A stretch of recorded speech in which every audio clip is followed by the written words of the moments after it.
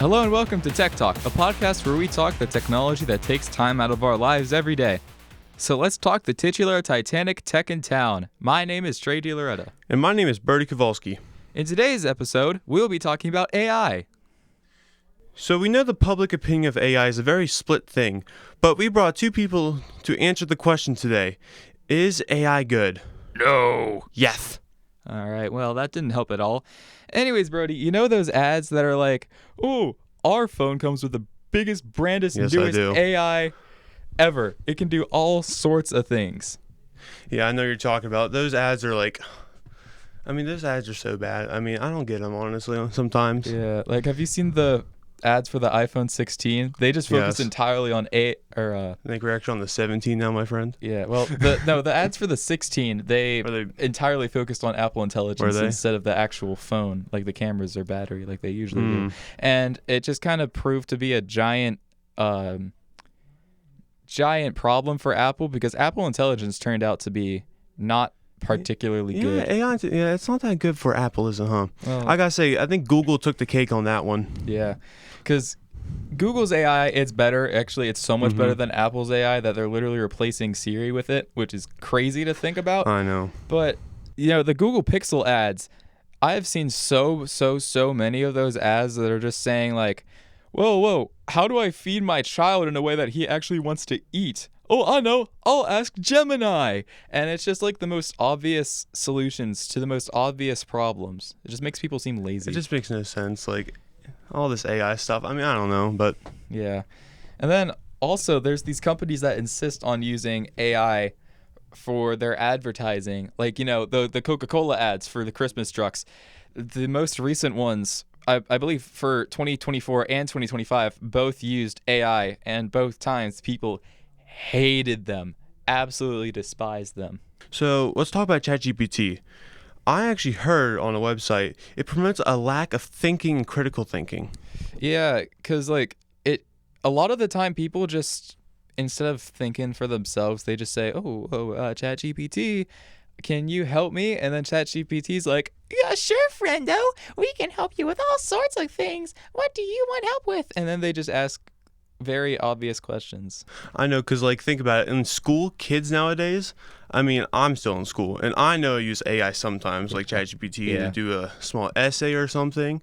And, younger kids that are in 5th grade now use it all the time, like critical thinking. And I think that's just going to make them, people already have, no hope for them nowadays because they just, the news, all the news, you've seen the news, says that people from, Gen Alpha, they just can't read anymore, and that's really scary. And I feel like a lot of that is because of extremely limitless access to ChatGPT. Yeah, I know you're saying. And also, think about it. If you're only using ChatGPT and AI bots for essays and questions and math questions, in the future when you don't have that technology at your disposal, how are you going to get answers done? Yeah, exactly. And it's just if you're older and you relied on ChatGPT all the time in school, you're just not really going to be able to learn anything. If you need to repair your car your or something. intelligence might be a little low.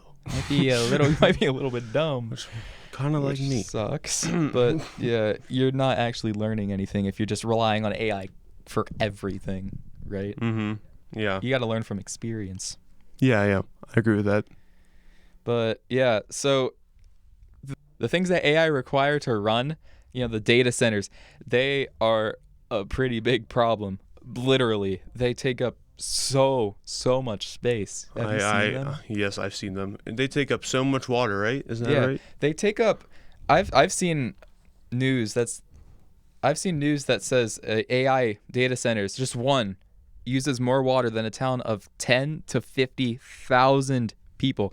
Now, St. Clairsville only has 5,000 people. Imagine all of the times you take a shower, the times you flush your toilet, do your laundry, get a cup of water, and then multiply that by 50. And that's just crazy in my opinion. That much water for an AI data center, come on, that's just such a waste. It's just, it's all that for one use. And AI really isn't actually that useful in a lot of things. It can help you with being creative and stuff, but it just kind of takes away from creativity sometimes. And then also there's the There's the electric consumption. I'm sure you've probably seen or heard your parents say, "Oh, the electricity bills are higher this month, and we haven't been doing much else." That's just because of the sheer amount of electricity that AI is actually taking up. I've seen people say that their electricity bills have gone up by over 7%, and they've actually done less than usual, and that's because of the amount of electricity these data centers are taking up. Also, about the AI data centers, what they use is RAM, if you didn't know. Yeah. And the RAM prices have been increasing to almost 400%, which is insane. Yeah, that's like 400%. That's 4 times the regular price, which is crazy. And this is from, I'm just going to say this really quick. This is from Corsair Vengeance 32 gig. Over 2 years ago, it cost only about $100. Now it's almost $600 for DDR5 Corsair 32 gigs of RAM, which is a crazy increase. 32 gigs of RAM. That is for $600. You said that is. Last time I checked on Amazon, which is yesterday, it's pretty bad.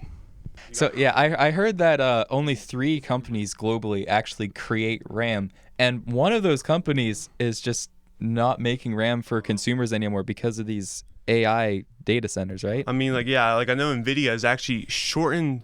So they just came out with their 50,000 GPUs, and they've actually cut off half of their production of the 5070s, 5080s, and 5090s just to support the local data centers around them and across the globe. Yeah. Which is crazy because that is so much money and RAM put into these AI data centers. Yeah. But yeah, you said NVIDIA was scaling back their production of RAM and stuff for the AI data centers. But one of the few companies that actually makes RAM, Micron, they have pledged that in 2026 they're just going to stop making RAM for consumers, which is making an already difficult RAM shortage even more difficult. I mean, it's pretty bad out there. And also, did you know that half that RAM isn't even being used? Wait, what? Yes. Apparently, according to this, some RAM sticks when they come in don't have enough cache for the AI to be used. Cache is like its own memory for the RAM, and they just throw it away. They just throw it to the side, don't even use it. Wow. So you're just saying there's a giant landfill of RAM. Pretty much just sitting in their backyards. Yep. Wow. When consumers could be using that for so much more. Because I know from Russia, actually, there's people making their own RAM. Did you hear about that? Wait, seriously? Yes, this is serious. In Russia, apparently people are buying the RAM chips or the memory chips, putting it on sticks of RAM and putting them in their PCs because RAM is so expensive. Wow. I don't even know how it's possible for that to be cheaper than just buying RAM. I mean, it was a 400% increase. It's crazy. People in Russia, I mean, they're pretty smart. I'm going to say this. Making their own RAM, pretty smart. But meanwhile, over here in America, RAM is getting so expensive, and we don't, obviously, most people don't know how to make their own RAM sticks. They're just going into places like Costco and stuff and just yoinking the RAM straight out of their display PCs. Yeah, and in schools too, and just office areas, they're just breaking them apart, taking the RAM out, leaving one stick in, so it's still operate, of course. Yeah, it's just a lot worse. Because nowadays Windows needs 8 gigs of RAM for Windows 11 to work properly. And already older machines are struggling to handle that. But yeah, that's just crazy to think about. All right, well, I think that's enough negativity about AI today, right? I agree with that, yeah. Yeah, well, anyways, fellas, thank you for tuning in to Tech Talk, and see you next time. And we'll tech talk about maybe the positives of AI, like the assistants. Yeah, I agree with that. See you all later.